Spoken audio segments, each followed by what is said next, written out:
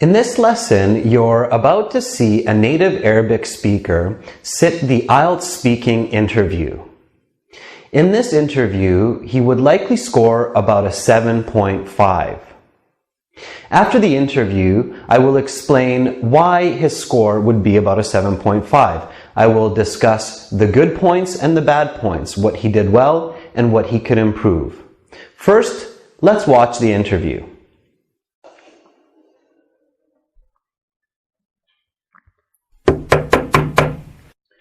Yes, come on in. Hello. Hi, good afternoon. Please have a seat. Thank you. My name is Adrian. May I have your name, please? My name is Mohammed. Okay, hi, Mohammed. So this is the speaking section of the Ielts exam. The interview will take about 12 to 15 minutes, okay?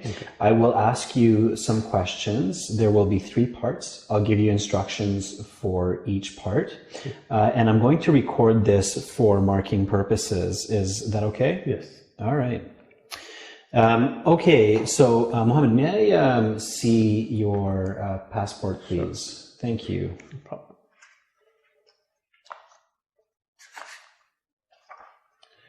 Okay.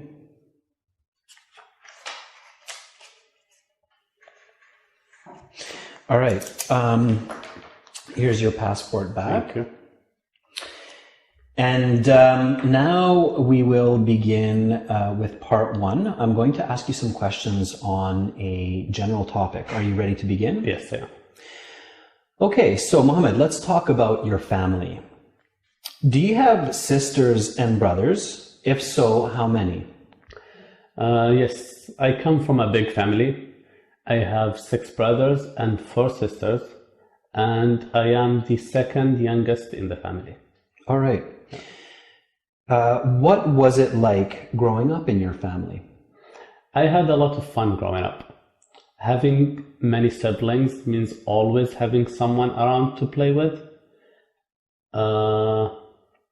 And so as a child, I was almost never bored. Okay. Are your parents and grandparents from the same country as you? If not, where are they from? Just like me, my grandparents were also born in Saudi Arabia. My mother was also born there. However, my father was born in the United States during a time in which his father was studying in a university there. Why do you think family is important? My family, my family is my foundation.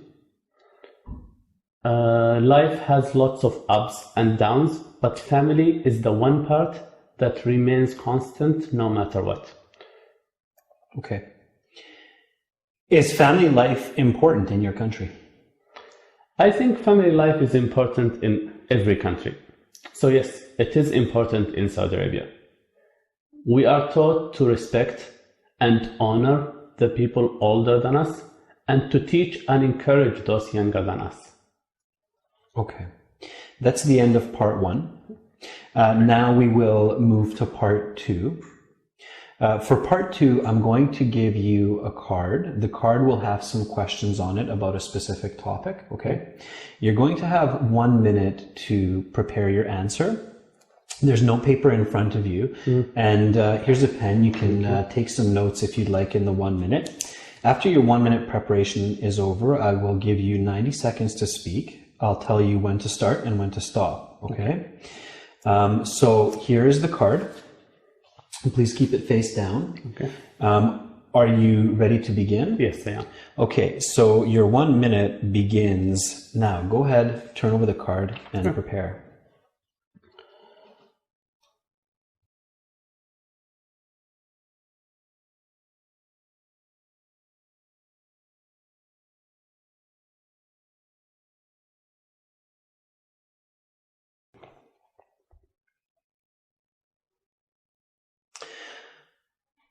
Okay, Mohammed, so your 1 minute preparation time is up. Please begin speaking.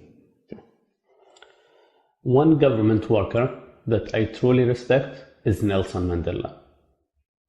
He was the president of South Africa for a number of years, but his influence on South African and the world politics is so much greater than that. One great accomplishment of Mandela was bringing together two races in a country which had until then been totally separate. Achieving this unity took a lot of intelligence, determination, and years of hard work. Nelson Mandela was jailed for many years for protesting against the government. So he was jailed for protesting against his government, but eventually he won his release, and then after that, the presidency of South Africa.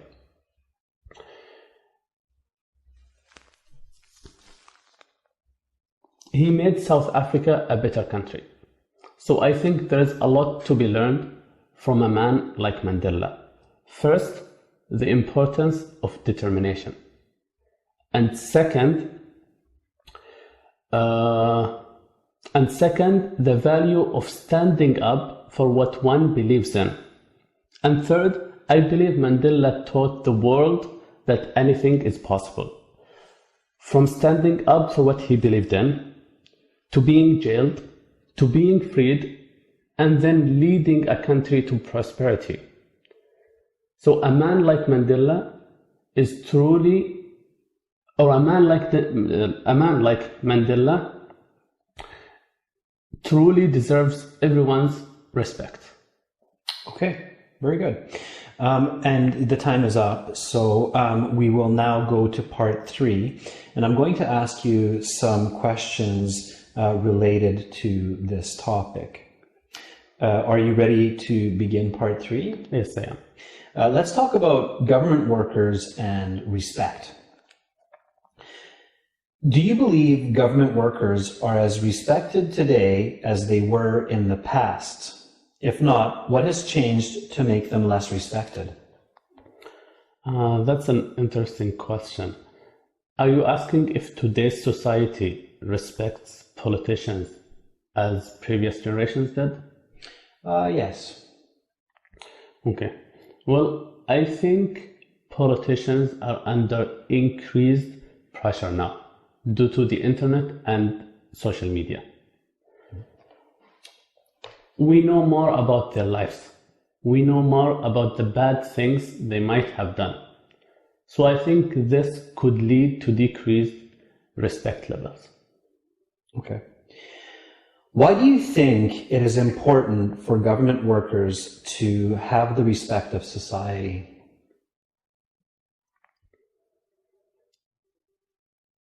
I think it's important because it ensures that the government and society run smoothly. If government workers, such as politicians, are not respected, then the laws and the government might not be respected. Okay. Government workers can earn the respect of people in many different ways. What are 2 ways in which a government worker can earn respect? Yes, I think there are different ways to earn respect.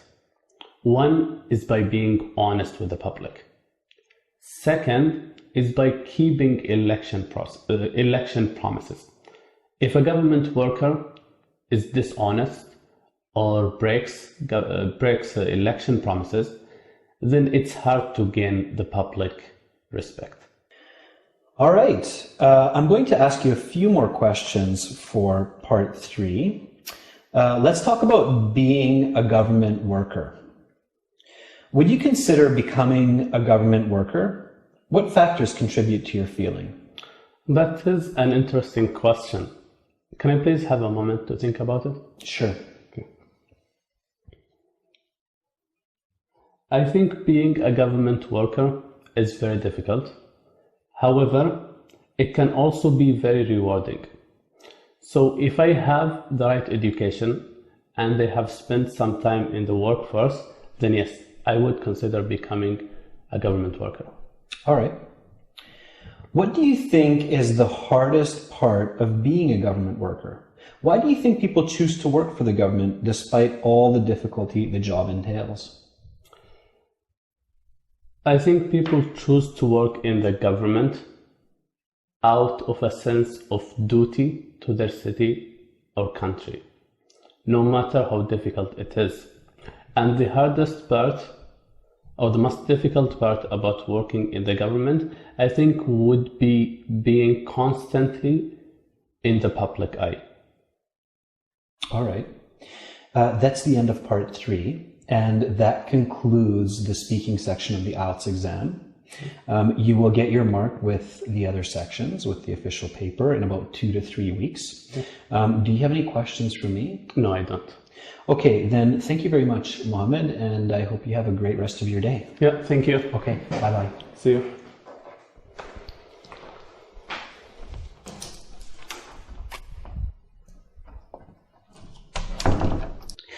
All right, before we discuss the specifics of the interview and what was done well and what could be improved, let's quickly review the 3 important elements that the Ielts examiners are looking for in order to give high scores. All right, again, remember from previous lessons that the first and most important aspect of the speaking interview is coherence. For more videos like this, please subscribe. Learn English with Faizan.